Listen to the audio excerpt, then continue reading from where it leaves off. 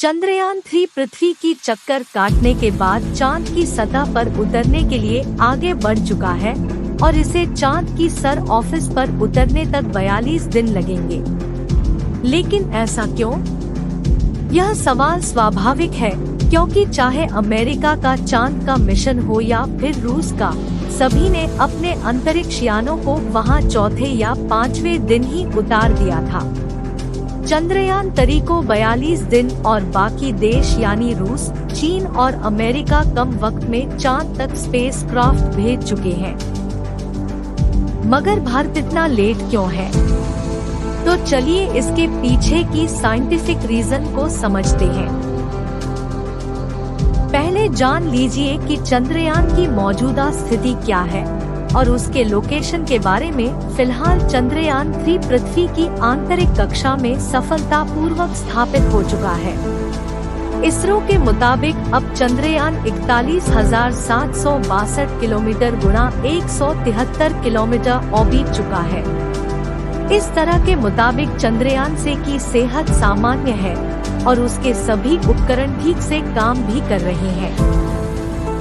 अब इस अंडाकार पथ पर पृथ्वी की परिक्रमा करते हुए चांद की कक्षा में पहुंचेगा और फिर वहां सतह पर उतरेगा।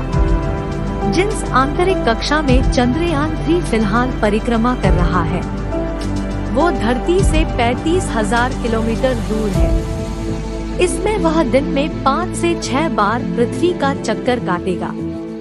अब समझिए कि चांद की कक्षा में पहुंचने और उसमें उतरने तक 42 दिन क्यों लग जाएंगे। चांद पर इंसान को लेकर गया अपोलो 11 भी 5 दिन के भीतर ही चंद्रमा पर पहुंच गया था। फिर चंद्रयान 3 को लगभग 3,80,000 किलोमीटर की दूरी तय करने में हफ्तों क्यों लग जाएंगे। भारत के मून मिशन क्या है, आइए समझते हैं। दरअसल चीन ने 2010 में चांद स्पेसक्राफ्ट था। इसने धरती से चांद की दूरी सिर्फ 4 दिन में ही पूरी कर ली थी। चीन के अगले मून मिशन ने भी यात्रा में इतना ही समय लिया था।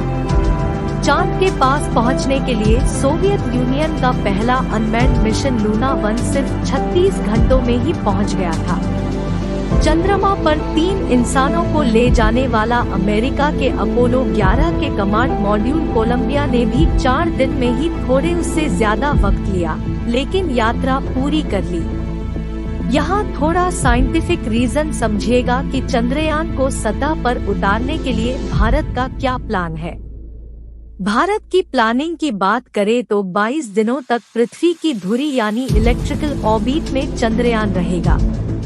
मैनुअल्स के जरिए इलेक्ट्रिकल ऑर्बिट के तारे को फिर बढ़ाया जाएगा ताकि ऑर्बिट ट्रांसफर हो सके और मॉड्यूल चंद्रमा की तरफ बढ़ेगा और उसी के साथ मॉड्यूल पृथ्वी की ऑर्बिट से निकल जाएगा। यह मूल ऑर्बिट में दाखिल हो जाएगा। उसके बाद ये 13 दिन तक चंद्रमा के चक्कर लगाएगा। अब इसके बाद प्रॉपर मॉड्यूल ही लैंडर और रोवर को इंजेक्शन ऑर्बिट से 100 गुना 100 किलोमीटर ल्यूना ऑर्बिट जाता है। यानी तब चंद्रमा से सतह से लैंडर की मैक्सिमम दूरी 100 किलोमीटर होगी और मिनिमम दूरी भी 100 किलोमीटर होगी और वहां 100 किलोमीटर ऊपर लैंडर प्रपल्शन मॉड्यूल से अलग हो जाएगा। सबसे करीबी कक्षा में चक्कर लगाते हुए 100 गुना 30 किलोमीटर के ऑर्बिट में अपनी स्पीड को कम करना शुरू कर देता है।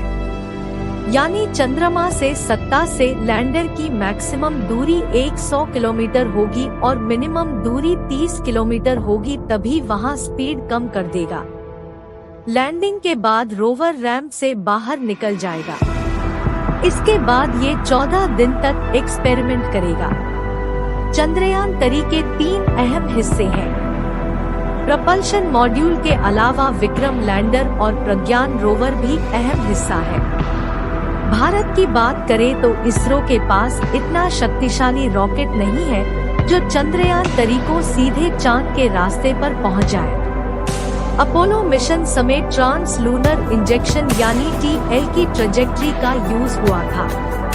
मतलब लॉन्च व्हीकल ने पहले अपोलो स्पेसक्राफ्ट को धरती की कक्षा में पहुंचाया, फिर वहां से एक शक्तिशाली इंजन ने स्पेसक्राफ्ट को चांद के रास्ते पर डाला।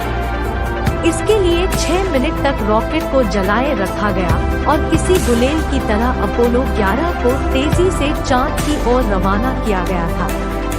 चंद्रयान 3 दूसरे रास्ते से जा रहा है और इसमें धरती की अलग अलग कक्षाओं और इंजन बर्न करके चंद्रयान C की स्पीड बढ़ाई जाएगी, यानी स्पीड धीरे धीरे बढ़ाई जाएगी। जब जरूरत होगी अब चंद्रयान 3 पृथ्वी की कक्षा में जब पहुंच गया है तो वक्त वक्त पर इंजन बंद किए जाएंगे ताकि चंद्रयान 3 को ऐसी ट्रैजेक्टरी पर डाला जा सके जो चांद की कक्षा से टकराती हो।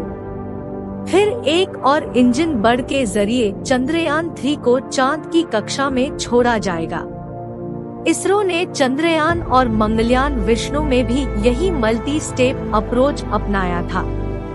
इससे वक्त जरूर लगता है, लेकिन कम ताकतवर लॉन्च व्हीकल से भी काम चल जाता है।